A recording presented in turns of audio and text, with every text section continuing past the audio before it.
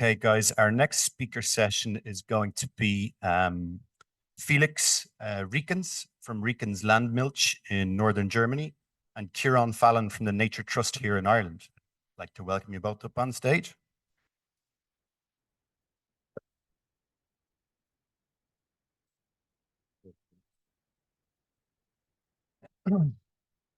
Okay, let me see. Felix, I'll start with you if that's okay. From our conversations to date, I see you as a younger than me farmer anyway, but in the context of age of farmers in general, I think, but breathing new life into creativity and innovation into a multi-generational dairy and beef farm in northern Germany. And you seem to do it with a calm confidence and unrelenting determination. However, as we've heard at Nature Futures last year, transition finance, access to knowledge, and a lack of young people entering farming are significant challenges in the sector. Can you tell us a little bit about yourself and the farm and those trends and opportunities that you see in regenerative agriculture across Europe? Sure. Thanks for the invitation. It's I more like myself to call a steward of ecosystems, but farmer is fine. I found my passion with the age of 16 and spent a decade on researching and trying to find knowledge about farming, experiencing on different farms and studying. I got this possibility because my parents, they were able to give the farm success, to fund my education and to preserve a farm or a home for me to return to. And we are in between the 4th to the 5th generation now. So back in the days, you can picture our farm as a farm from the child's book with everything like huge diversity. And during industrialization and specializing, my grandfather, he got rid of all the small stuff and focused on efficiency in dairy. So we have 70 dairy cows now running on 90 hectares. And my parents, so he was looking at the sustainability from an economical point of view. And my parents did the same, but a little bit differently. They saw the global impact on our farm, the dependence of the global market as a big problem. And they seem quite ahead of their time in that. At a time, I think, when a lot of people had to do the opposite of diversifying and really ramp up their efficiencies, your parents had that foresight to remain independent. It wasn't a serious possibility to get more land and like scale up to 400 cows or something. That would be the one option. And starting a business on direct selling, that was the other option, was more interesting to them in that situation.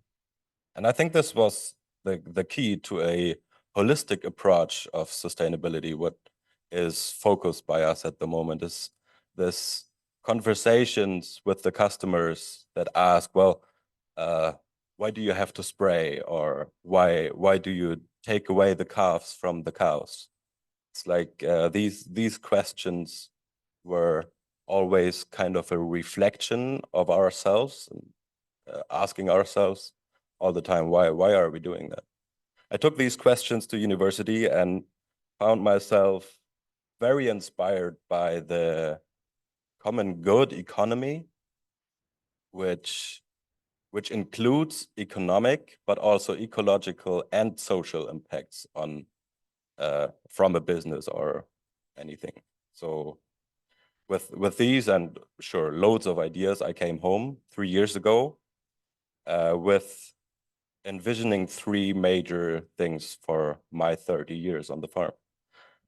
I'd like to have a positive impact on climate change. I want to have a positive impact on food sovereignty. And I'd like to do this with stewarding ecosystems that remind us of paradises. This is possible. Like I'm very confident in that. So after 3 years home now, we are organic. We graze our cows. We don't take away the calves anymore straight away. We plant trees a lot, like agroforestry systems. That's a big thing on the farm. We are producing vegetables in a nature positive way. Market gardening is a key. We even started grow mushrooms. So diversification of our food producing system is taking place. And we also have impact on the social sector. So we have farm tours. Last year it was 35. We have agriculture tourism on the farm. It's an Airbnb that just came up. We have school educational programs and our own kindergarten. And on the economic side, we have this dairy that produces milk and fresh cheese and yogurt, and we direct sell it to customers in a range of 15 kilometers around the farm. Also kindergartens, cafes, bureaus, and 1,200 private families.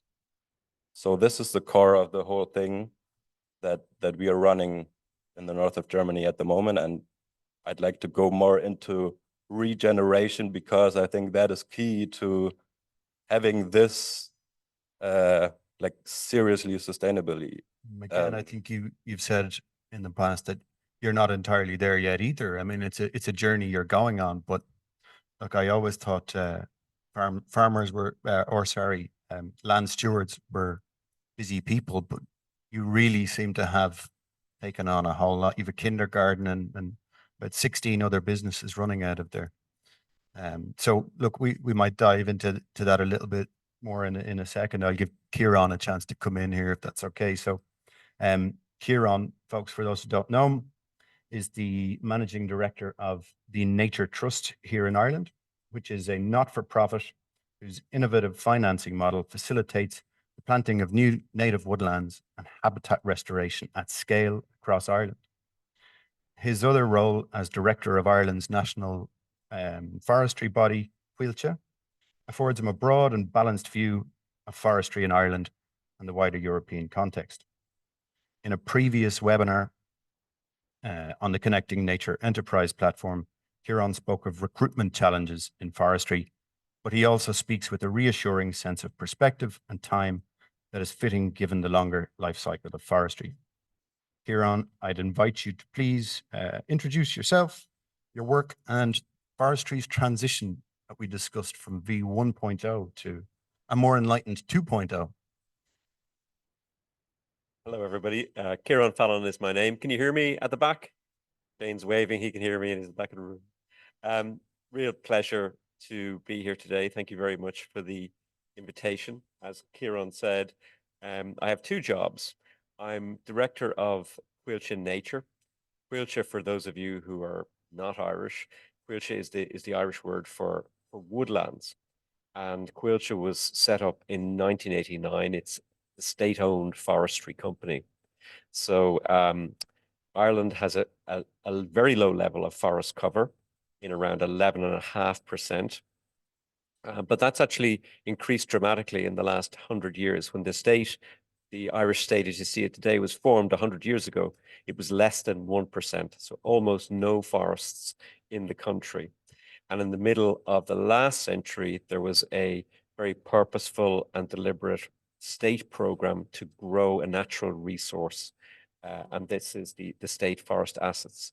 And in the 1980s, a decision was taken to put them in a vehicle, which is called Coillte, state-owned forestry companies owned by the people of Ireland.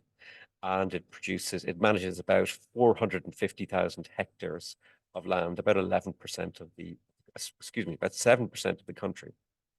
And I run, as Ciarán says, I run a part of Coillte called Coillte Nature, which does large nature restoration projects on the Coillte estate.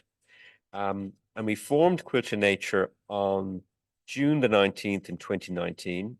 And one of our big launch projects was those of you staying in Dublin, if you on a clear day, if you can look to the south of the city, you'll see hills, and surrounding the city there are 9 or 10 very large plantation forests that were planted in the 1950s and 60s for timber, but have gradually become part of the city and have really assumed a more of a recreational and biodiversity value. Every Dubliner's childhood, yeah. Your weekends Yeah. up there. So until quite recently, we were attempting to run them for commercial forestry, and in 2019 we decided to embark on a very big transformation program to turn them into forests for nature and people. And when we announced that and we started speaking about that, I started receiving this stream of inquiries from organizations and individuals who were interested in being associated with the creation of native woodlands at scale. And I had nothing for them to plug into because that's not something we did at the time. And I was racking my brains trying to think what I could do and referring them to NGOs I knew or private forestry companies I knew. And to cut a long story short, finding that really wasn't leading to anything. And I began to think, well, maybe we're missing something here. Maybe there is something missing. And we set about thinking about that and created the Nature Trust.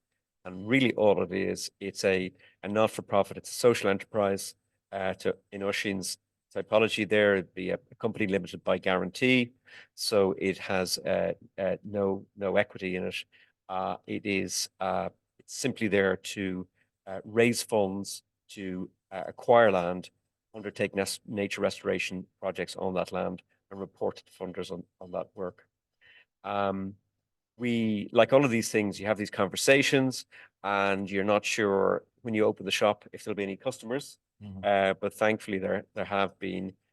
We've been running for 2.5 years and we've raised just over 7.5 million euros for native woodland afforestation through this nature woodland credit that you mentioned, which we developed with Bank of Ireland and McCann Fitzgerald Solicitors.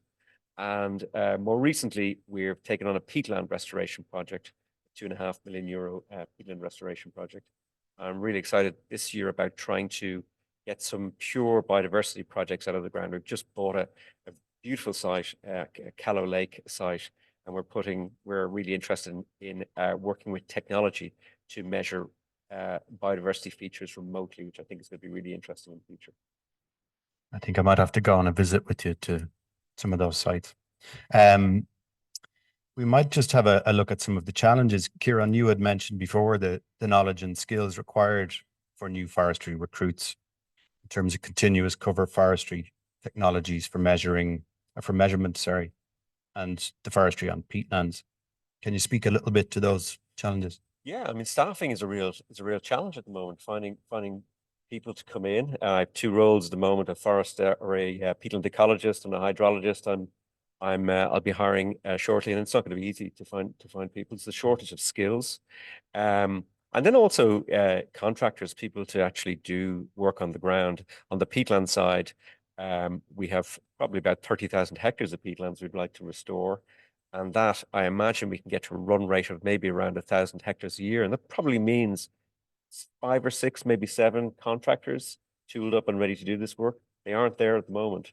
So we've got to find people who can invest in machinery to do this work and get themselves into a position that they'll be there to work with us in the future. And I suppose from our point of view, it means giving them security of work and giving them a good vision of where they're going and a sense that they can borrow and invest and make a good living from this. Exactly. The areas we're working on actually are areas that were planted up in the middle of the last century to create rural employment. And it was a really industrial process of doing it. And we need to apply, I suppose, that level of ambition and that level of zeal to its restoration, but it's not going to happen overnight. So the staffing is a challenge.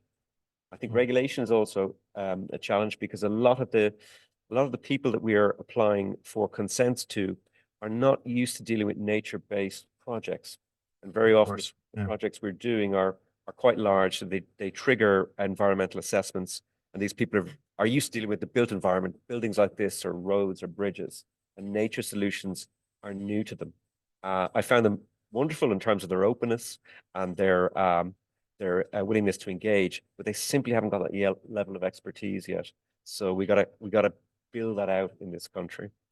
And then finally, the technology. I think there's really some really interesting technologies coming down the line. I was speaking to somebody earlier on about biodiversity, and if there was ways we can remotely efficiently measure biodiversity, I think there's a real breakthrough opportunity there for financing biodiversity.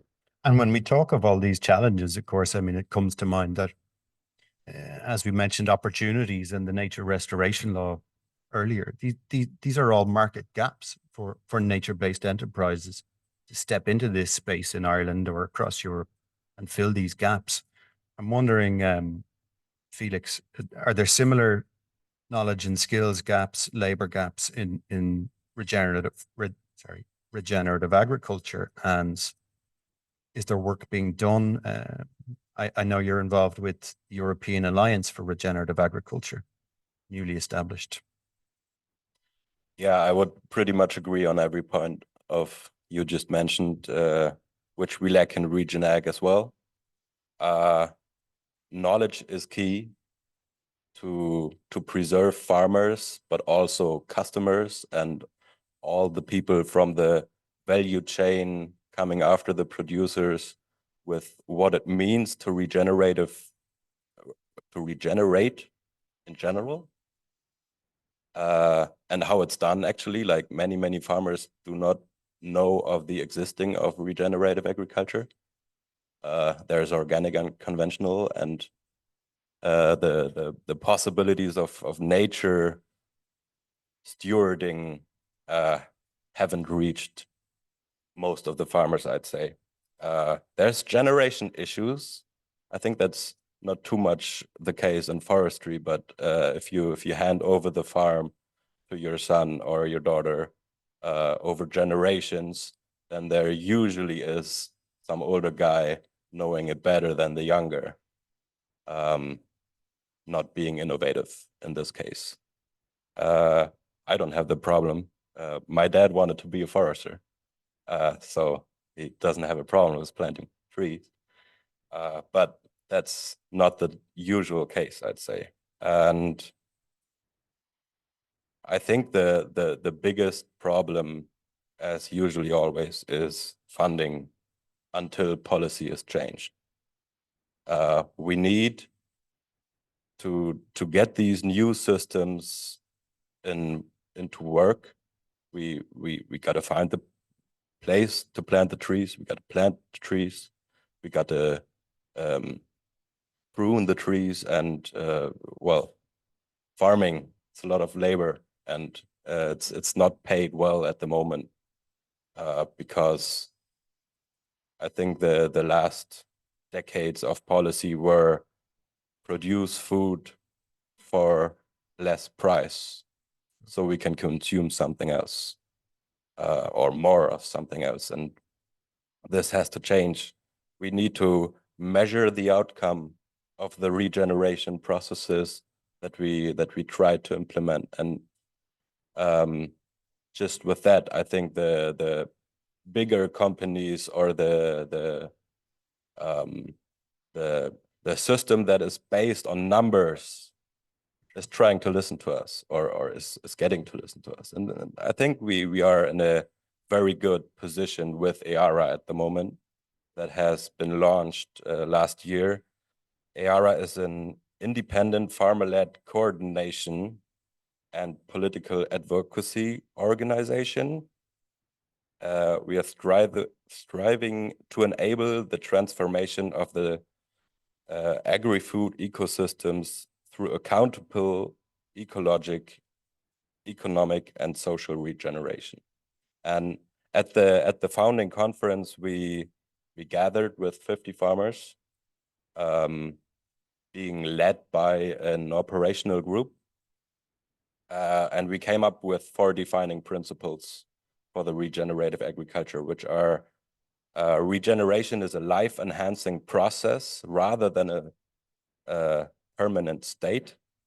So definitely always on the move. Regeneration is outcome-oriented and regarding social, economic, and ecologic health. Regeneration is context-specific, and regeneration is systemic. You can find these and lots more on our EARA white paper, which is called Together for Regenerative Agri-Food Ecosystems. Should check it out. after the event, we'll put together a key takeaways article. I'll be sure to hit you up for that link and we'll make sure to include it. We're nearly on to our final session now, but before we do, I might just check online behind me if there's any questions from the online audience, or if anybody in the room has a question. We have some roaming mics, I believe. Fantastic. Yeah, please. Isabel, I can give you this one and I'll get another one here right beside me.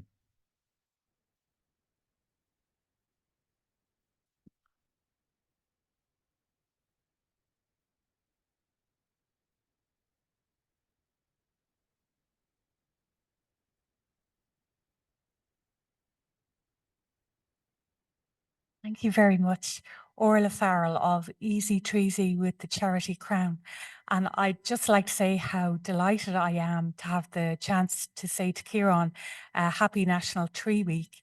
And thank you so much for sponsoring almost all of our 500,000 saplings that have been planted by school children and their communities all over Ireland. So my question for you is, how likely you think it is that we may reach the World Trillion Tree Challenge to bring down planetary temperature by 1 degree to buy us 17 years to implement the proven solutions of other kinds? Because of course trees on their own can't solve this problem. And I'm a trifle frustrated today because I mean, we have the plan, the UN Decade for Ecosystem Restoration is in existence, and we have the list of global goals. So the motto of this World Plant for the Planet project is stop talking, start planting. And I'd call on you all coming up to Mother's Day to consider buying an apple tree on your way home for your mother and putting it in a pot, or, you know, find whatever chance you have. This morning I gave the minister an elder wand that I had chopped from my garden elder tree, and I stuck it in one of your beautiful nature positive bottles. So this doesn't require money. However, massive effort where we all plant the 1 billion trees that we can plant in Ireland alone. We have 4 times as much land as we need without even looking at good agricultural land. So the children have made a plan and it can be done. And it's not that ambitious. We'll still only be at half the level of the rest of Europe. So thank you all for your efforts in this room and the exciting projects you're doing.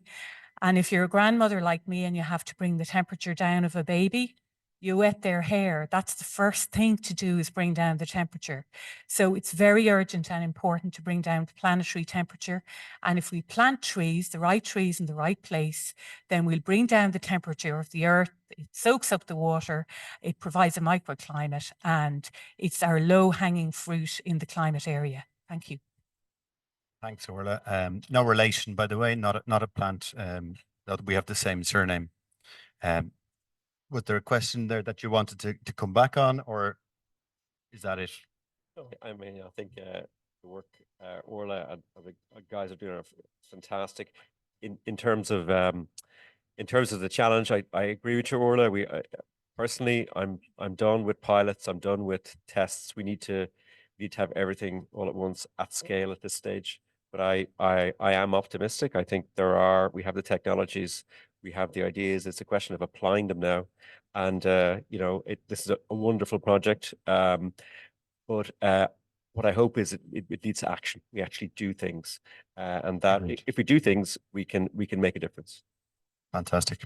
Okay, thanks to both speakers. We'll wrap that one up and we'll move on to our final session. Oh, if we can be quick. Yeah, if we can be quick. Quick question. My name is Conor Daly. I'm doing a postgraduate here at Trinity, and thank you for hosting this event. It's amazing. Question for Felix. I admire your entrepreneurship and where you're going, sustainability. Well, we're also seeing this huge protest of tractors on the streets and going into the cities in Berlin and all around Germany. And I'm just thinking, you're there out in the front, leading the transition, but there's huge resistance. And my question is, what do you think it will take to get more people to be thinking the way you're thinking? That's my question. That's a big one. Well, I think farmers need to be the heroes again. It's like at the moment, we're not treated well. Well, we're doing a lot of harm because, I don't know, policy made us trying or developing into this direction for years now. And yeah, I think it's easy as that. It's I like think that's a if- great point, Felix, that Yeah. for generations and for many decades on your own farm, farmers have been encouraged to go in the direction that many farms have here in the dairy industry in Ireland or the beef industry in Ireland.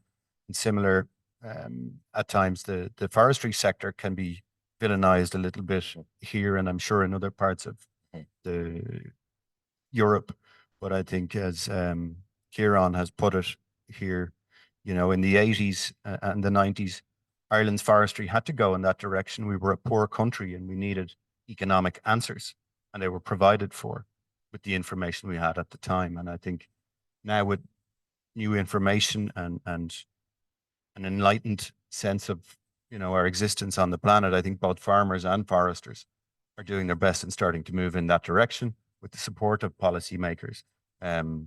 We do need to move faster, but I think the guys are doing, setting a great example here. So thanks again, guys. I would say one more thing. I just realized farmers don't want to be lectured from anybody that is not farming. If we get like the people that know regeneration and farm already like that, to be able to talk to other farmers and inspire them with all the great things coming with regeneration, like ecosystem resilience, climate change impact, human health, and get these farmers inspired by farmers. I think that is another key to the situation, which is not easy. It's like interesting question. Thank you so much. Okay, thanks to Felix and Ciarán, everybody. Please do grab them for a chat later on today or